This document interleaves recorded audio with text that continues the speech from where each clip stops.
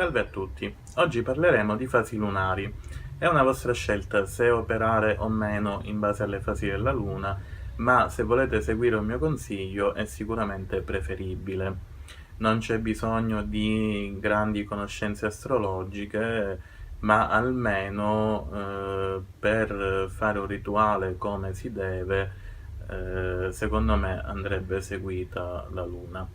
Quindi buona visione.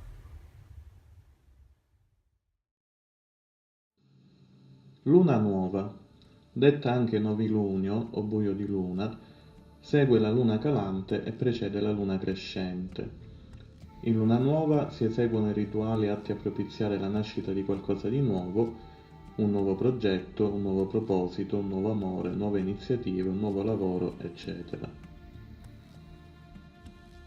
Luna crescente.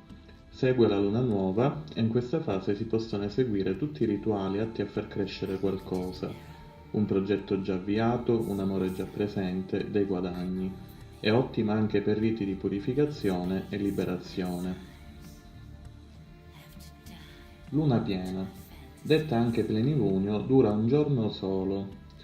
In luna piena si operano riti associati al successo, al compimento di qualcosa, è ottima per le questioni affettive, per l'amore, la fertilità, le iniziazioni magiche, le purificazioni, le liberazioni, la meditazione e tutti i riti e gli avvenimenti più importanti. Luna calante. Segue la luna piena e anticipa la luna nuova.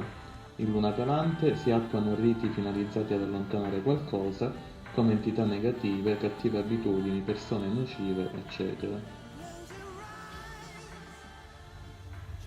E questo è tutto per oggi, buonanotte.